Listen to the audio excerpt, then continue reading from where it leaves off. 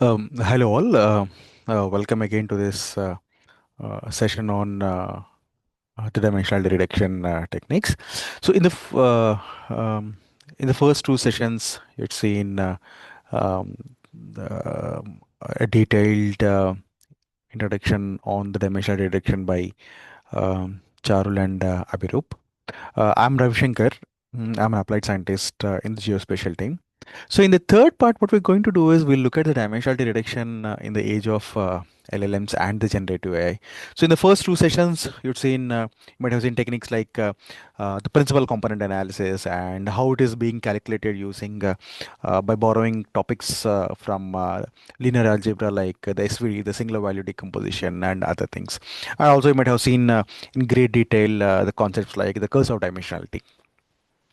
So in this particular section, I'll take you into how these dimensional reduction techniques are currently working in the age of the generative AI, which is of greater interest.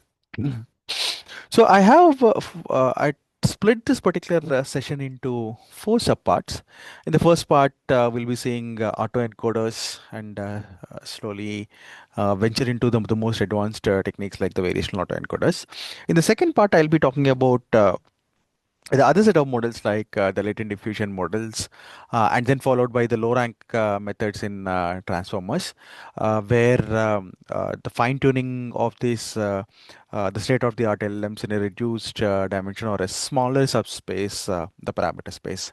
Followed by in the fourth part, we'll look at the embedding models like the recent Matryoshka representations, where you can learn you can do you can do the dimensional detection in hierarchical way. Yes, let's just go ahead. Yeah. So in the part one, we'll talk about the autoencoders and the variational and slowly move towards the variational autoencoders. So this part, the first part builds on the foundation for the whole talk actually. So we'll start with a plain autoencoder and see why a bottleneck forces the dimensionality reduction, and then we subsequently look at the two classical variants of the autoencoders, mostly a denoising autoencoder and a sparse autoencoder. So after that, we will motivate the variational autoencoder and then finish with the VQ-VAE, also called as the Vector Quantized Variational Autoencoder, where a discrete latent model behind many of the state-of-the-art image generation techniques like DALI. So at a high level, what in the first step, what we see is we try to compress the data into a latent space and control what the space look like. So, so what you see here in this particular image is an autoencoder where the simplistic idea is one of the simplistic idea in representation learning. So what the autoencoder tries to learn is it tries to learn an identity function where a neural network is trying just to copy its input to the output. You can see here where an input image 4 is just copied or we try to reconstruct the same image 4. So although this sounds very trivial, why we want to train a neural network to output what we already gave it. So the trick is in the bottleneck in the middle that you see here. So a layer with far fewer dimensions than the input. If you look at here, you have a 24 by 24 pixel image, but the latent representation C could be really small. So we're essentially trying to learn the network in such a way that to reproduce the input image through this narrow channel, the network just can't just pass through the data. It has to discover a compact mode that essentially captures all the useful information in this particular input. So the left hand, that is this encoder, this part compresses the input X down to that small c. And in the right half that you see here, the decoder then tries to reconstruct this x hat or reconstruct this x prime from this the code vector.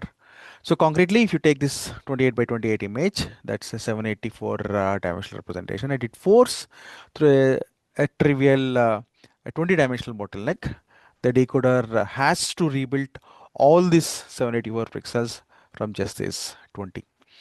If it does that well, these 20 numbers are genuinely useful compressed representation. So you can just throw away the decoder and instead of storing this entire 28 by 24 image, you can just store this the 20-dimensional representation or whatever a hyperparameter that you currently have. So that's dimensional redirection learned from data rather than hand designed. So how about this bottleneck feature? That is why this bottleneck really matters much. So in the middle layer that you saw in the previous slide uh, was very small. So if it was wide as the input, the network could learn the identity function, just copy values straight through and learn nothing useful actually.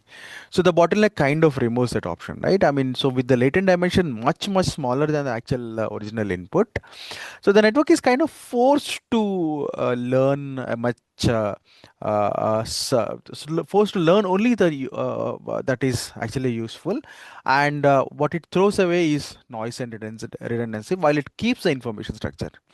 So you can think of each layer as as it progressively stripping less information type dimensions. So the deeper layers see more and more abstract features.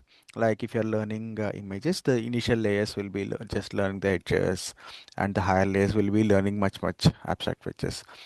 And the key thing that makes an autoencoder more powerful than the classical methods is the non-linearity that is present. That's a supervisor. It's what lets the autoencoder bend and curve to fit data that a linear model can't. So how do we learn these autoencoders? So let's make the training concrete with the simplistic example possible. Let's start with the linear autoencoder. So the encoder is just matrix multiplication. You take this input x and then multiply by v times x, which projects this into some a lower dimensional, a k-dimensional plane. Um, now that's dimensionality reduction step. The decoder is just another matrix U that maps this small k-dimensional back to this d-dimensional reconstruction. So the whole model is the x hat equals to uxv, which is a purely linear function. So training means that you wanted to learn the weights of this model, which is this u and v, so that the reconstruction here is as close as possible to the input. And and how do we measure that? As we formulate the loss as some squared error kind of thing, which is a norm of x minus x cat. So we minimize that loss to learn this u and v.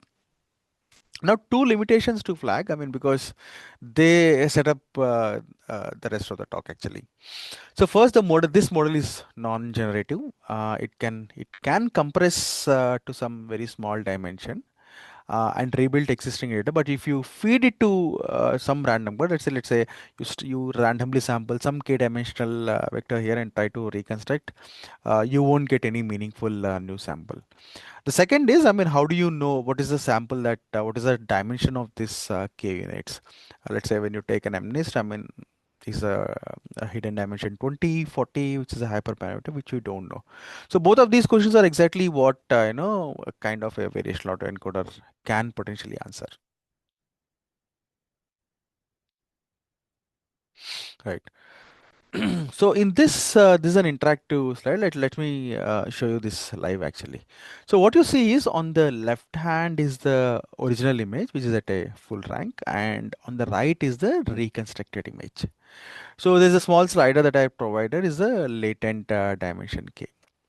So a linear encoder with just a squared error losses mathematically identical keeping the top k components of the SVT actually. This is a PCA, so it's a faithful picture of what the bottleneck is. So as we move the slider from k is equal to 1 to the higher dimensions, right? You can closely see that at k is equal to 1. So it means essentially you just map this entire original image into one single dimension, and then when you try to reconstruct that, what you see is, I mean, just like a coarse blob, right? And the reconstruction rate is really high. So the reconstruction is extremely high, some 0.278. So as you drag up slowly, as I add more and more components to this. I mean, you can slowly see that the reconstruction error is slowly going down, and you slowly start seeing the input image coming up. In fact, as the hidden representation increases, at some point of time, let's say at k is equal to 16 out of 28 dimensions, the reconstruction error is actually 0. So the key takeaway is information is not spread across evenly across all the dimensions. The first few components carry most of the information. Let's say in this particular case, even with k is equal to 5, you were able to do a fairly reasonable reconstruction of the input image. So that's the whole the bottleneck trade-off, and it's the same principle that will let us compress embeddings and also run diffusion in the later latent space.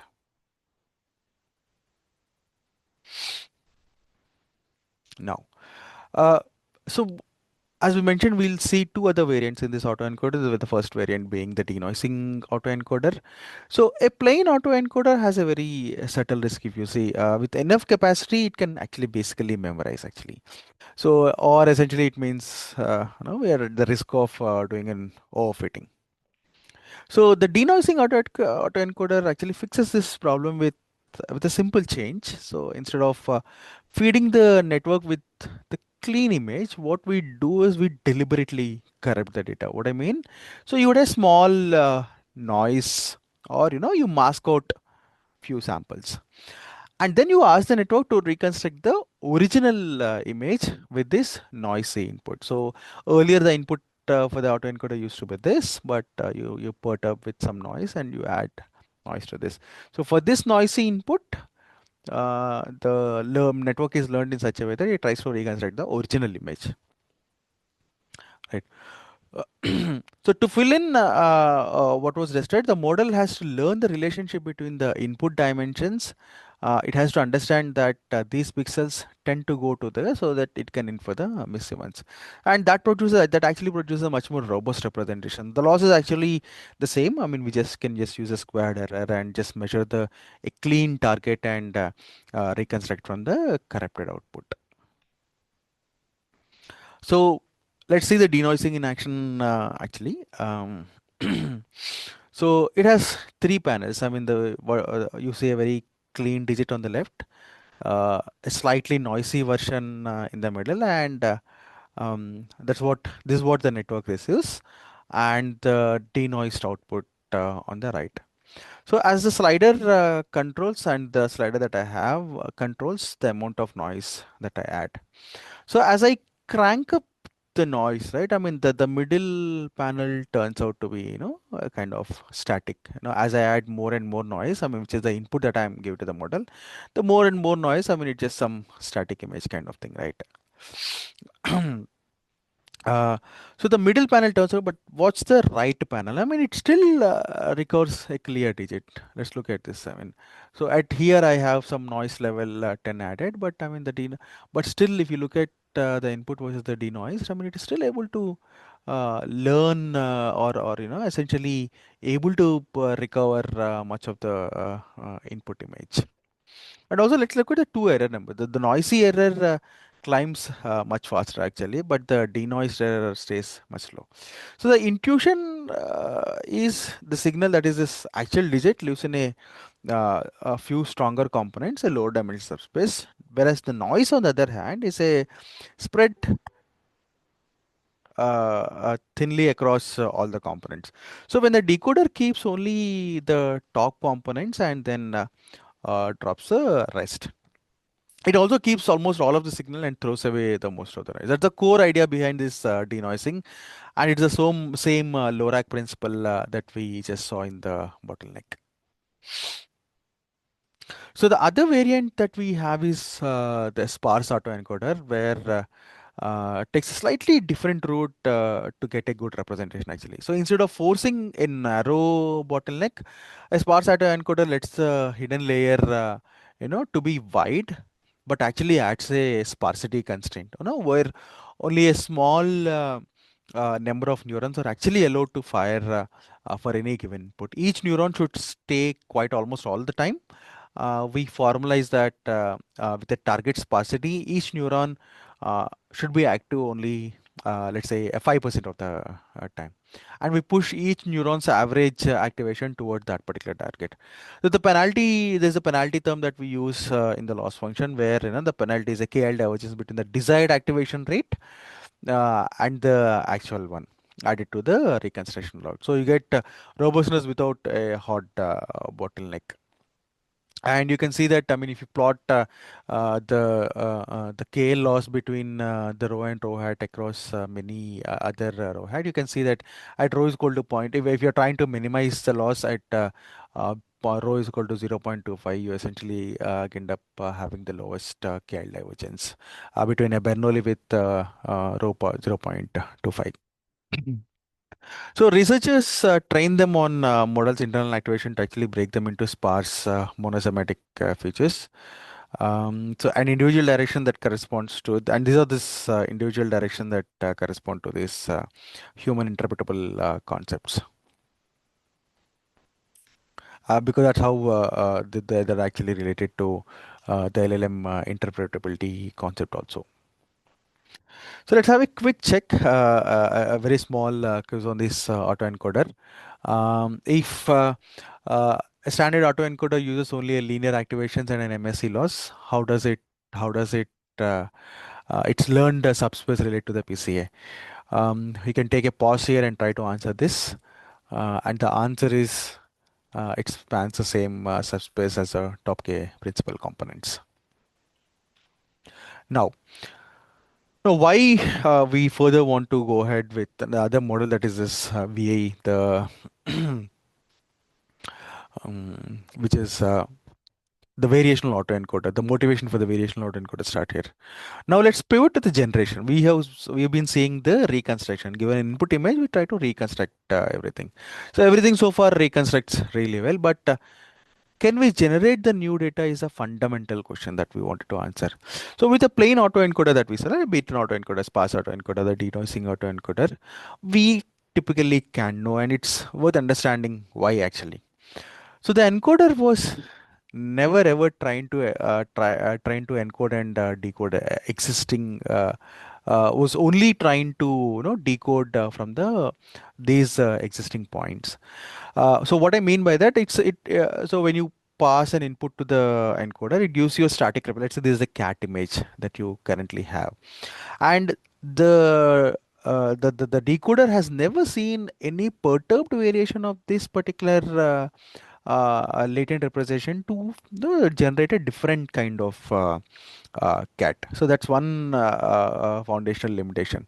So now its latent space has no structure imposed on it. So that's the reason the model tend to uh, uh, scatter training examples into this isolated kind of pockets with there's a large empty gaps between. Let's say if it is a cat's image and this is a chair's image, if you want to generate something like a cat sitting on a chair, I mean, if you randomly sample, so if you interpolate between this point and this point and start here and just try and give it to the decoder of let's say a sparse decoder or a denoising decoder, you'll not get a cat image along with a chair, because the model has never seen a latent representation from somewhere here during this training.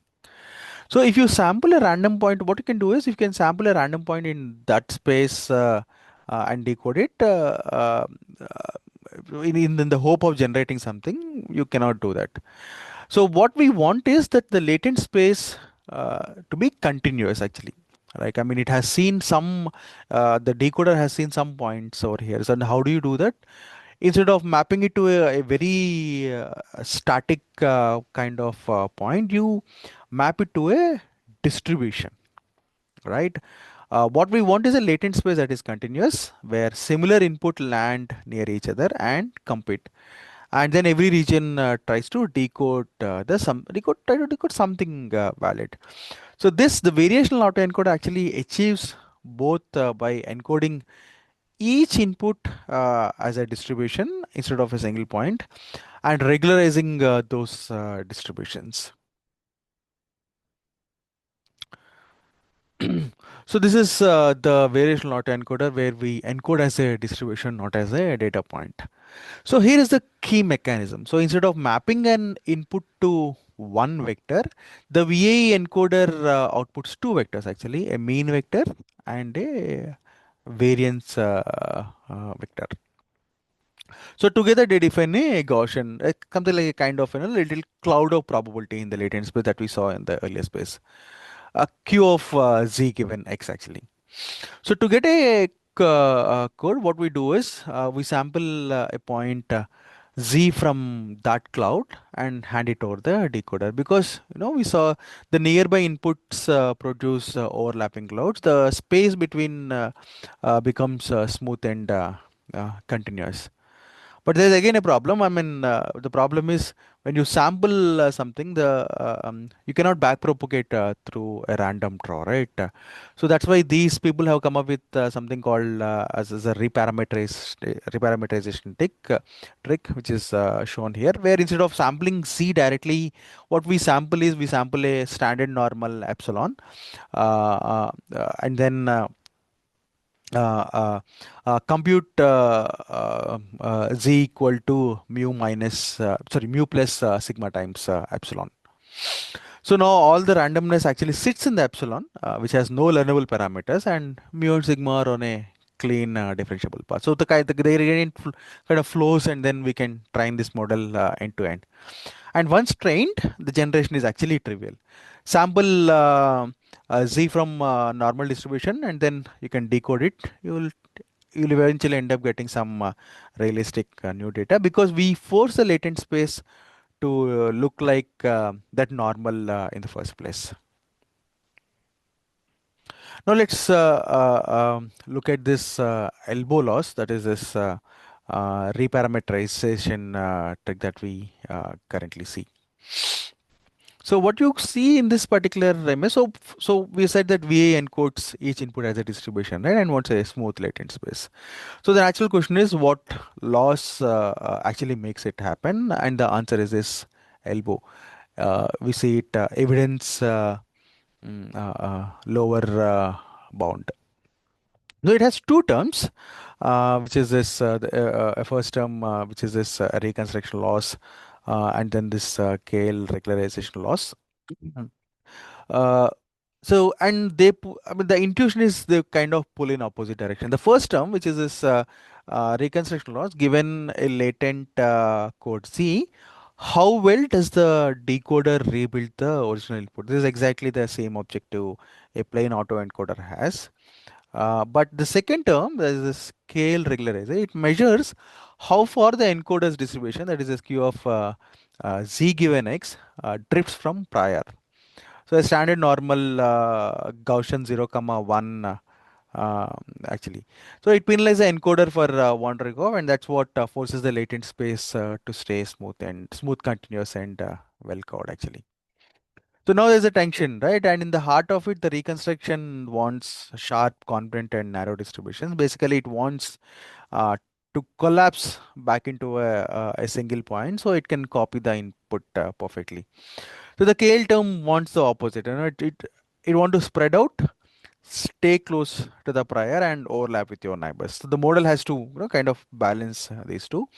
And if you put a knob, a beta in front of the KL term, what you essentially get is a beta VAE, where this crank up the crank beta up, and you trade reconstruction sharpness for a cleaner, more disangled input shape.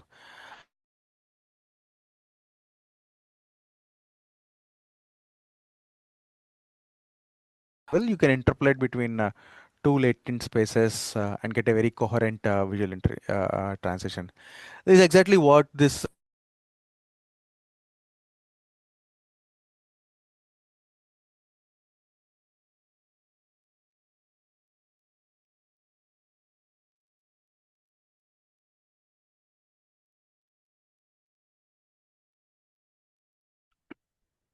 No, I want to motivate the next um, uh, network in this series, that is this VQ-VAE.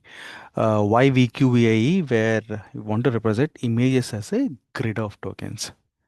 Now, the main twist becomes everything so far has used a continuous latent space, right? But if you step back and notice, a lot of uh, the world is actually naturally discrete. If you look at speech, it breaks down into finite number of phonemes, and images again is a collection of discrete things with discrete attributes, and an object of some type, same color or same texture. And here is a practical kicker. Our most powerful model, that is this transformers, are actually built to chew on the discrete tokens, not just continuous vectors, right?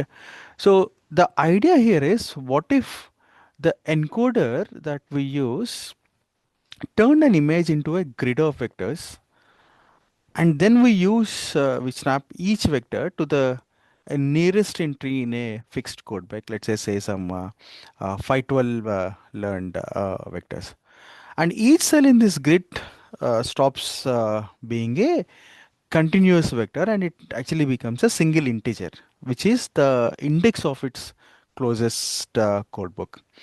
Now if you use this, suddenly an image is a grid of integers, like a little sentence written in a visual vocabulary.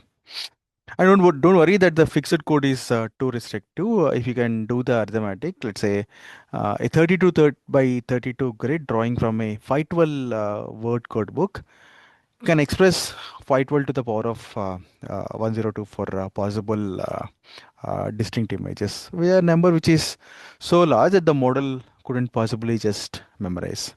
So this is the exact move where you turn an image into tokens, and it is what lets models like DALI generate actually images, and jukebox generate music just by running a transformer over these codes. And this in this particular slide, we'll see what how a VQ-VAE looks like. The in where we use discrete latent codes. So let's make that concrete, and how it trains. So the encoder spits out a continuous vector. The vector quantization then snaps each onto this nearest neighbor in this code book, and then that snapped vector is what the decoder receives. But however, there is one obvious problem from a pure ML perspective. The nearest neighbor step that we do, that is this argument, is actually not differentiable. Now there's a hard jump where the when the closest code book vector changes, so the gradient actually naturally can't flow back through it. The workaround is a straight through estimator, and it's actually very blunt. So on the backward pass, we just pretend the quantization isn't there, and then just copy the decoder's gradient straight onto the encoder. But technically, it's a way, but it works actually well in practice. The loss has actually three components. The first, the usual reconstruction loss, where we rebuild the input, and the second is the VQ, or the code book logs, which pulls the chosen codebook vectors towards wherever the encoder is putting its outputs. Third is the what is called as a commitment loss, which exactly does the reverse. It nudges the encoder to actually commit to a code book vector and stop flickering between them, which keeps actually the training stable. Those stop gradient markers in the equation are just bookkeeping. They decide whether each term updates the code book or the encoder, never both at the same time. Mhm. Yeah. And if you want the state-of-the-art image quality, the VQ-VAE2 actually stacks this hierarchically and learns an autoregressive on top of it.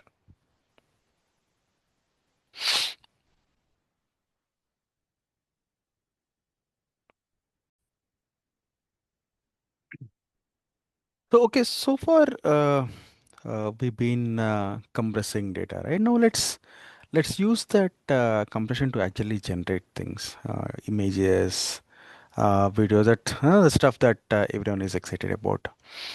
This is where the dimensional reduction stop being a mostly a cleanup trick, but becomes the reason modern generative AI is even possible.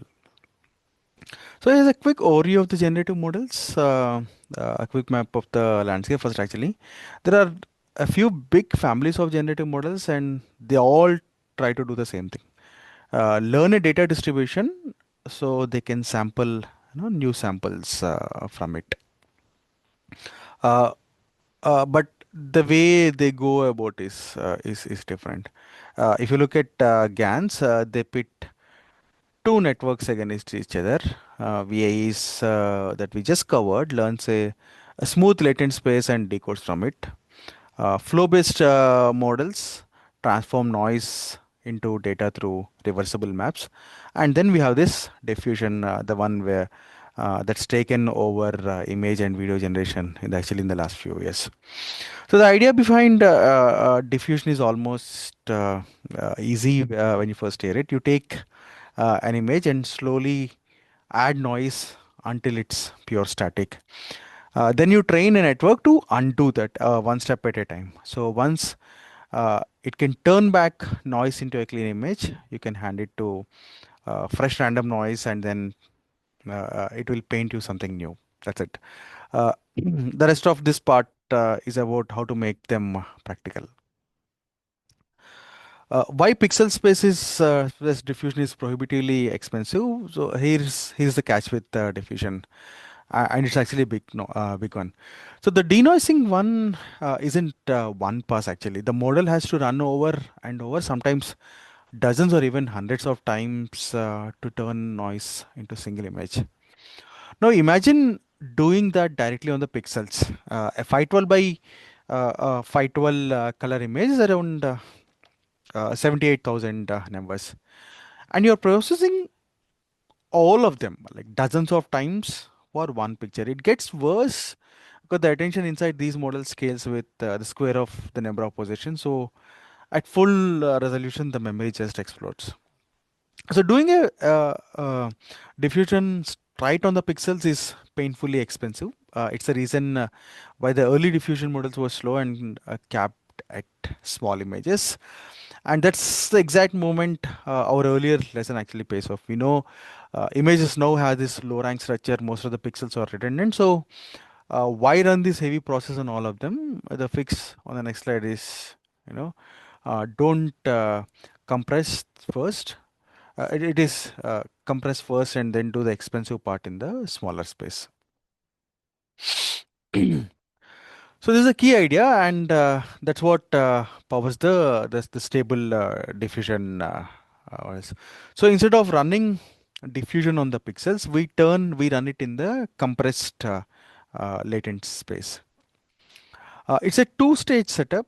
Stage one, it trains an encoder, really a VAE that squeezes an image down into a much smaller latent space, and then decode it back with barely any quality loss.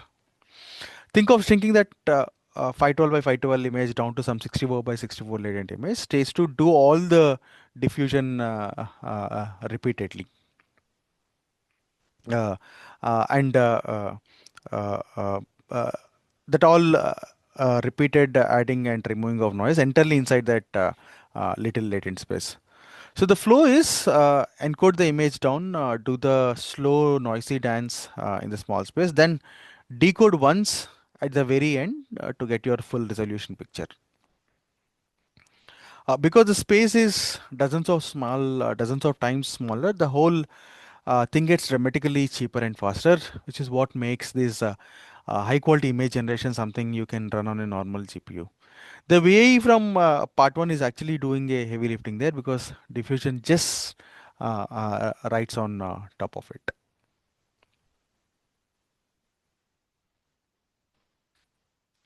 And these latent here is why this no this matters actually beyond images. If the pixels were expensive, video is ridiculously expensive. Now you have got a stack of frames, so it's height times width times time also. A few seconds of HD video is actually billions of numbers. There's no way you're running diffusion directly on that. So the same trick scales up actually. You build a VAE that compresses across space and time together. So not just each frame, but chunks of frames into a small latent. That's where that's what the Sora does actually. It turns videos into little space time patches in a compressed latent space, and then runs the diffusion there. Google's VU also takes a similar path. So the one twist is that Sora swaps the usual denoising network for a transformer over those patches, which scales really well uh, as we add compute. But one core enabler is exactly what we've been talking about, the VAE compression actually. Without it, the video generation would cost something like 1,000 times more. So this whole wave of um, sorry for that of generating uh, uh, of generative video really rest on this dimensionality reduction. Uh, let's do a quick check to make it stick. Stable diffusions VA shrinks by a factor of 8. Um, so a 512 by 512 image becomes a 64 by 64 latent. The question is how much cheaper is the diffusion in terms of spatial size? You can take a guess. So the answer is B, 64 times fewer, not 8, and uh, that's because the factor of 8 applies to both the height and the width.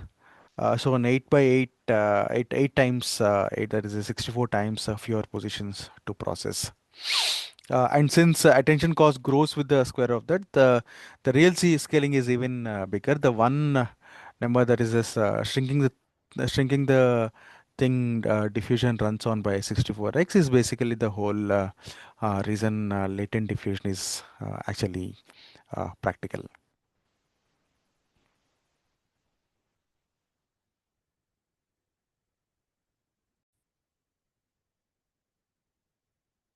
So far, the low rank thinking has helped us to compress images and run diffusion cheaply.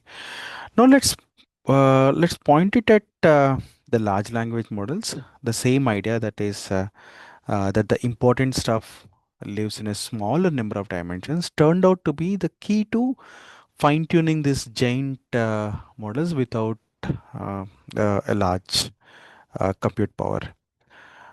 This part is basically the low rank tricks applies to the LLMs. So start with the problem the LoRa solves. You got a huge pre-trained model that is just billions of parameters, and you want to fine tune it for your use case or task. The obvious way is to update all the weights, but that really is time consuming because you need a full copy of the optimizer state. You're moving billions of numbers, and every task you fine tune for gives you another full copy of the model, which doesn't scale. So here is a insight behind the LoRa. When you fine tune the changes to the weight, let's call it the delta W, doesn't actually need to be full rank. So in practice, that adaptation actually lies in a tiny subspace. Instead of learning a giant dense update, we can approximate it as the product of two skinny matrices.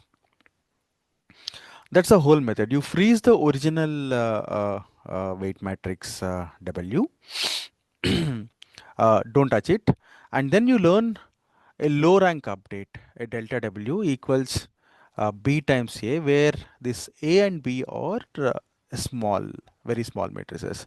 Their shared dimension R is tiny compared to the full size. In the forward pass, you just add it on. The output is W times X plus B into A times X. So the frozen model does its thing, and this little BA correction nudges it towards your task.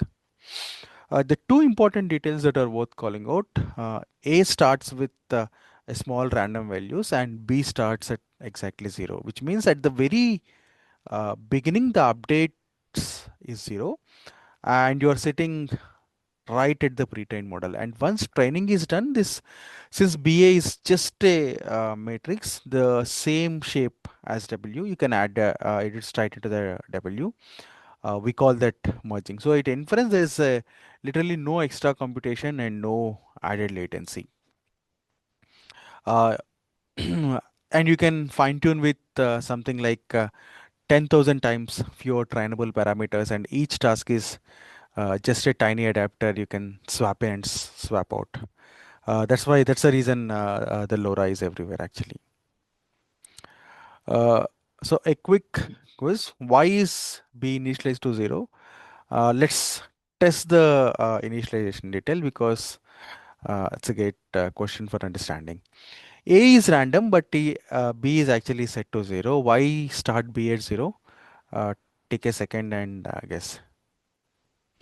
The answer is B actually. If B is 0, uh, then B times A is 0. So the update delta W is 0 at the start. That means the training begins exactly at the pre-trained model. The adapter adds nothing at first.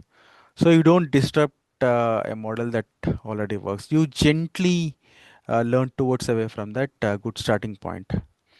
But here is the subtlety that makes it a good understanding. Let's say if you look at option C, why not set now why not set both A and B to 0 is because then you're actually stuck. If both are 0, the gradient to both or 0 and nothing ever moves. The adapter is frozen dead actually. So you need one of these them to be random to break the symmetry, and other to 0 to keep the starting update clean. So you randomly initialize A and you start B at 0. That's the recipe. So the LoRa is actually great. People use it everywhere, but people also continue keep improving with. DoRA is actually a nice example. The observation behind DoRA is that any weight matrix has two aspects. That is how big it is, how that is its magnitude, um, and which way it points. That is its direction.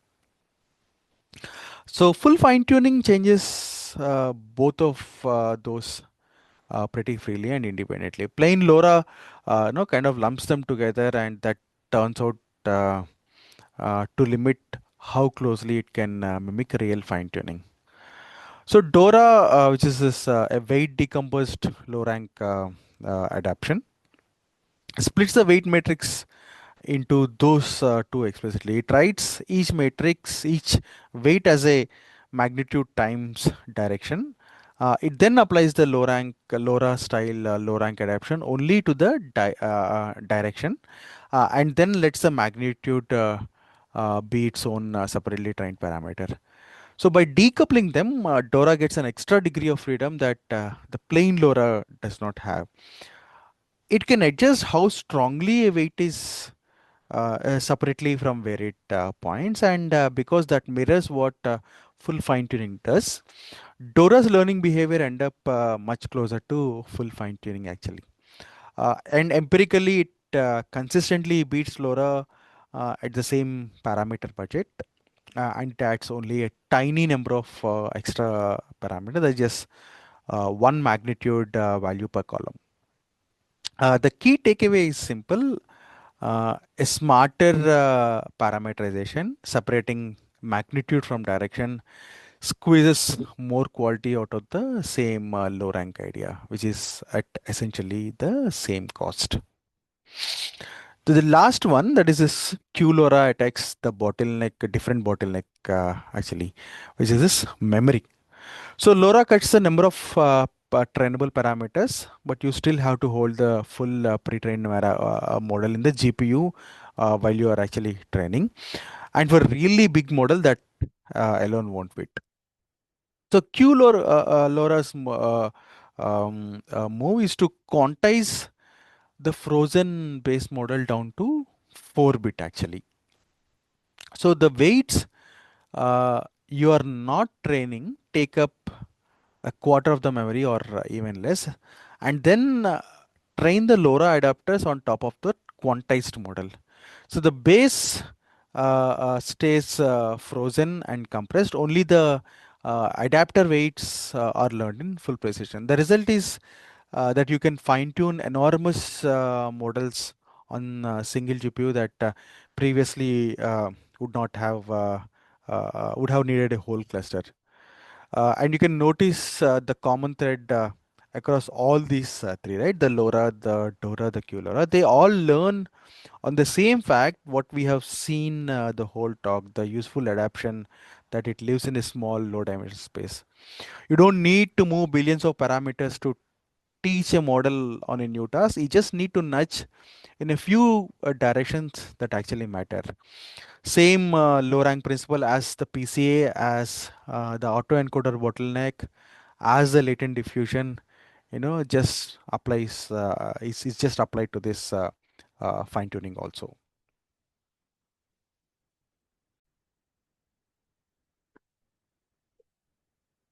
Right.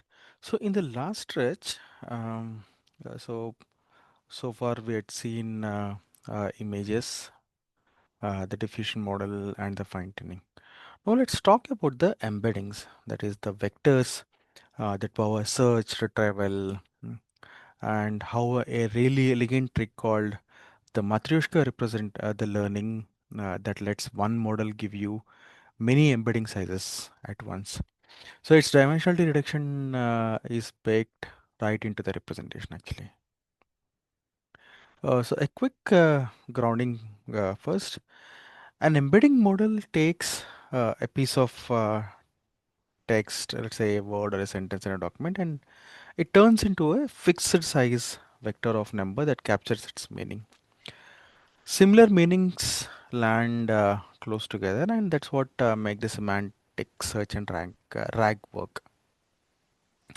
So let's say if you have the large models like OpenAI's text embedding three models output some uh, 1500 or so 3000 dimensional vectors. Nomics model is fully open and reproducible 786 dimensions with a long context.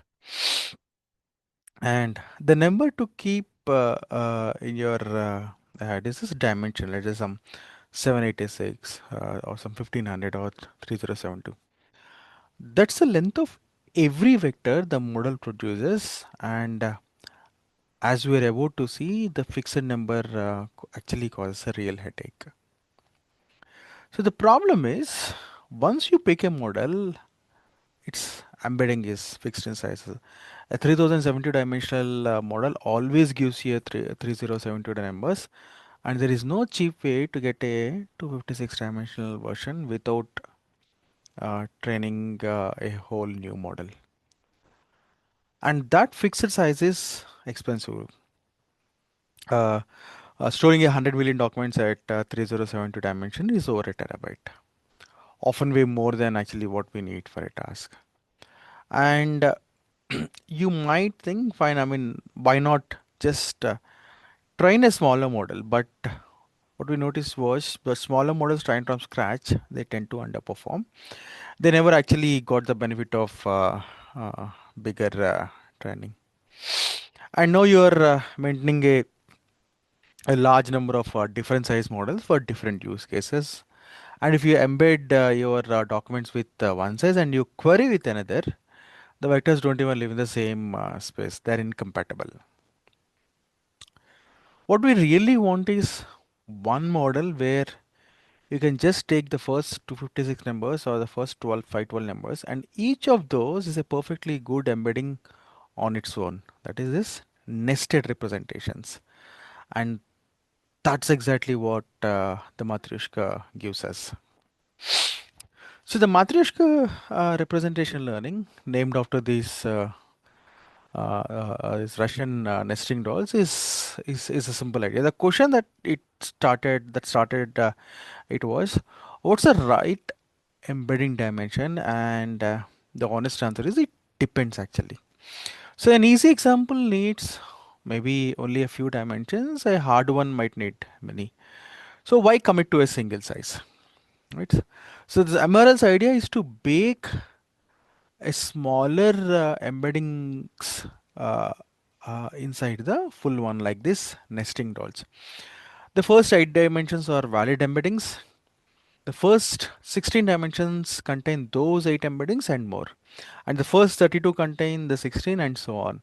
And all the way up to the full size. Every prefix is itself a complete usable embedding. So two things that surprise even the others. First, these nested embeddings actually outperform models which are trained independently at each size. You would expect actually a penalty for sharing, but you're getting a bonus. Second, it beats the old approach of running a PC on a big embedding after the fact, because MRL learns the structure during training instead of building it afterwards. And you might have heard this OpenAI line, right? Just remove some numbers from the end of the embedding. That's literally this actually. You can truncate to almost any length and it still works, even sizes it was never explicitly trained on. So, how is this? How do you train this? And the answer is very simple.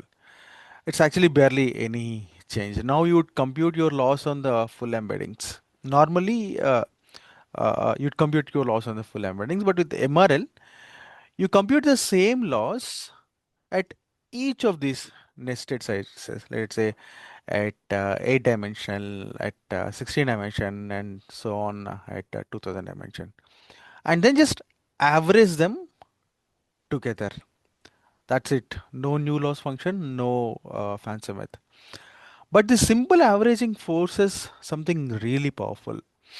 Like each doll now has to be a good embedding on its own, or in terms, or its terms in the loss stays high. And because the small dolls are under the more pressure, they show up in the most terms. And the model learns to pack the most important information into the very first dimensions and use later dimensions for the finer detail, like a course to fine automatically. The other neat property is you only train a hand at a handful sizes. That will basically powers of two. But the quality interpolates smoothly to every size in between. So even a dimension you never explicitly trained on still works. One training run, you'll get a whole continuum of embedding sciences. Let's put some numbers on it. On image classification with ResNet 50, MRL at 512 dimension actually beats a dedicated 512 dimensional model. Like let's say some 76% versus 74%.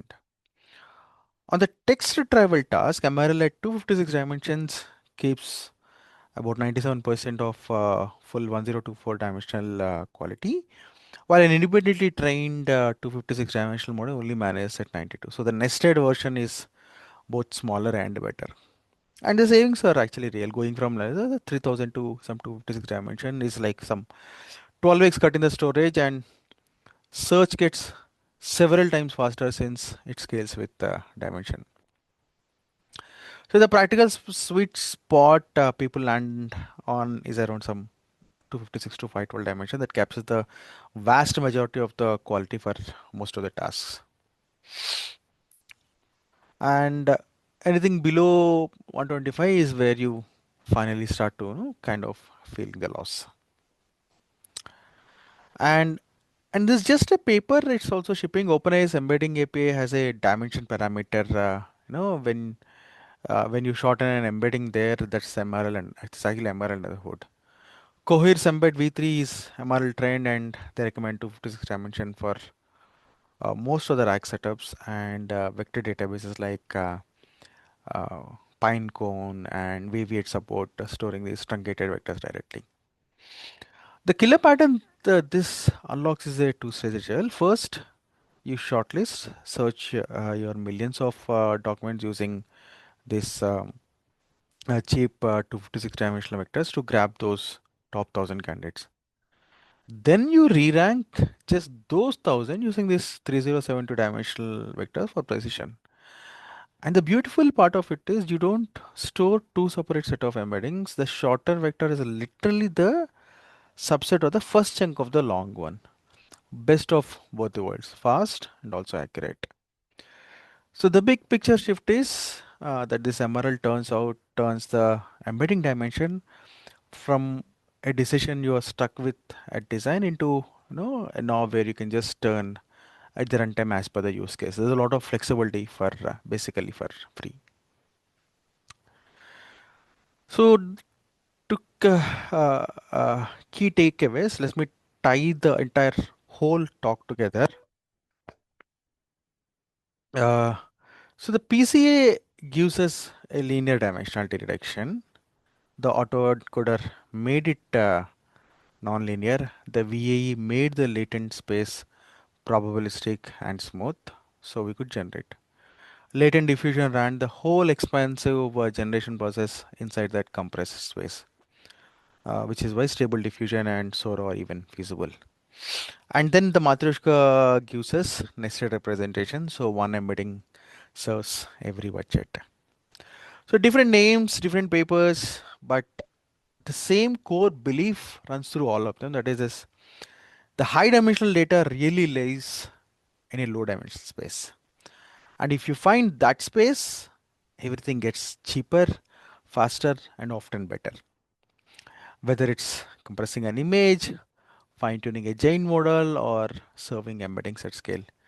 The winning move is the same, reduce the dimensions and keep what matters. That's the final line. Thank you very much. Thank you all.